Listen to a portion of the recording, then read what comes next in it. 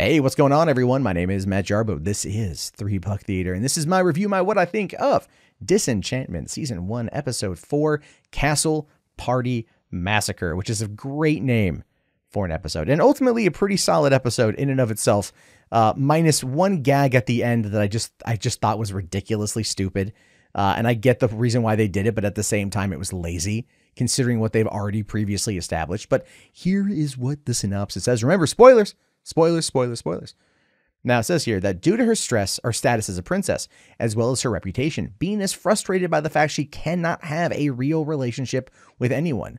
Zog ends up drinking poisoned fountain water and is taken by Una to her people's spa, where an employee named Chaz begins to torture Zog with his stories. Meanwhile, the residents at the castle throw a party while Bean seeks to use this to hook up with somebody. Elfo wants to use this as an opportunity to tell her his true feelings. The party is suddenly overrun by Vikings, where their leader Sven ends up catching the interest of Bean, angering Elfo. When Bean and Sven are about to make out, Elfo interrupts them and accidentally reveals that Bean is the princess. Sven then reveals that his true intent was to take over Dreamland and to have Bean rule by his side. The trio tricks Sven into drinking the poisoned fountain, and to get rid of him and his Vikings, they manage to clean up the party in time for Zog to arrive, but he finds the severed body parts in the chimney angering him. Bean, Elfo, and Luci calmly watch the sunrise mutually. Like I said, there's that part there where he finds the body in the chimney, and I'll get to that. So this episode was a bit darker, I think, in some aspects, because what poisoned Zog was water from the fountain that he even looks at. He's like, oh, what's in this water? Call the plumber. I shouldn't drink this. And he drinks it. And there's a dead horse in the fountain. And it's just been sitting there. It's a dead horse. It's in the fountain. And of course, they end up taking him away. But what was really funny was the opening segment of that was Bean, cascading up the side of the castle with a man in tow, a man she met at the bar. They're making out because Bean, you can tell she just wants it. She is desperate for it. She needs someone to get down there and flick her bean, so to speak. Yeah, I said it. Deal with it. And that being said, so the guy realizes that she's a princess, and he's like, I don't want to deal with that. Any guy that hooks up with you ends up dead. And then, of course, he goes away, and Zog opens the door and is like, hey, sweetie, are you doing anything in here I should know about? She's like, no, Dad. He's like, all right, good night, And so then, of course, after they go away, they decide to go and throw this party. But it's not just her. It's literally everybody else in the kingdom is just happy that he's gone, right? Everyone is very happy. The vizier is Odval and Cesario are part of some weird cult, and they're ready to they're waiting for the king to be gone in order for them to do something to bring about this Illuminati, this council meeting, so to speak. And they start speaking in code in front of Elfo, and Elfo's like, oh, I couldn't help but overhear your secret code. And then in walks Zog, and he goes, hi, asswipe, because they just referred to him as asswipe in code. And that was pretty funny. And then, of course, as we find out later on, their particular cult is basically a sex thing, right? It's a sex thing, and at the same time, the party's happening. And this is where I felt bad for Bean. This was actually some character development for Bean. I've been kind of talking about this already, where I want there to be more character development. I want there to be these things. We're not really getting that. But in regards to her, she wants to dance with somebody. She just wants to dance. She just wants connection with somebody. And as a result of that, every guy she talks to is like, no, not going to do it. Not going to happen. And of course, Elfo is very much wanting to engage with her. He cares about her. He wants to be with her.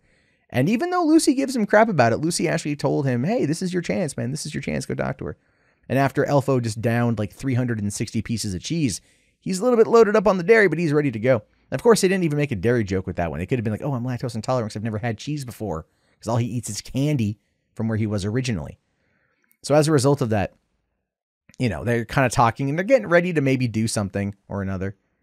And then here comes the Vikings. Who ended up like killing a guy. Like they parked on his lawn and he told them like, get off his lawn. And then like had this conversation about like witches and wizards and like, like stories and shit. And he gets killed. I mean, again, I get the joke, but it's kind of like, all right. And then of course she hooks up with Sven and they're making out, but Elfo gets mad. So he goes in there to break up their party. After she actually called him out for being too aggressive. and to being too controlling, in which case after that situation, and this was character development on Elfo that I liked. He was like, oh, I'm not your father. Oh, right. And then like that realization that, oh, I've been like your dad, but in a different way, because like he's been trying. And so he's not listening to what Bean needs, not listening to what she wants. So as a result of that, then he kind of realizes it. And then they Sven takes over the castle. The Vikings slaughter everyone at the party. And then Bean tricks them into drinking the water, as previously mentioned. They get sick, and then they put a latrine in the throne room right in front of the trap door. So as all the Vikings are running to the bathroom, they just hit the trap door, which goes, into the water below, and they all fall. They're all kind of hanging on to one another, with Sven holding on last, and they get rid of him. And Lucy's all like, "Man, you sent all those guys to their death." And she's all like, "No, I didn't. They're going to fall into the water." And then you hear him splat, and she's like, "Oh, low tide." Like that was a good gag. But then of course comes to like, they're trying to clean up the place before Zog gets home, because Zog is being tortured the entire time. You think it's actually part of the people that have been like looking after him and everything, looking at who sent Lucy after Bean, but it's really not. It's just, it's part of like, it's like a torture detox. That's how they want to do it. And they're trying to clean everything up, and Bean's like, "Okay, put some of the body parts up the chimney. And I'm like, but you have a trap door that leads to the water. You can just dump the body parts there. That's all you got to do, is just dump the body parts, and you're good to go." And of course that didn't happen. That didn't happen at all. So that's unfortunate, because I thought that was like, just to me, that was like I get it for the gag, because he's like, "Oh, it's a little cold in here. I'm going to go and light a fire." And then here come all the body parts, and he's all beep. So I get it. But at the same time, I'm just like, oh, come on, man. Come on. That gag could have been used had that other thing not been, previously established twice already in the episode. If we run on the rule of threes in terms of usage or comedy or whatever, that would have been the perfect time to use it a third time. But they went for a cheaper joke. Didn't really land with me. I get it, but it just didn't really land overall. But that being said, still no real progression. I mean, this was more of a character episode between Bean and Elfo, whereas the last one probably was more about Lucy. So we're waiting to see what's going to happen here with episode 5, Faster Princess Kill. I don't know what's going to happen with that one, but that puts us halfway through the first part of the first season. And I'll get that to you guys here very, very quickly. My name is, of course, Matt Jarbo. This has been $3 Theater. I will talk to you guys later. If you haven't already, please thumbs it up, subscribe, comment below with your thoughts, and I'll talk to you later. Have yourself a great day, and peace out.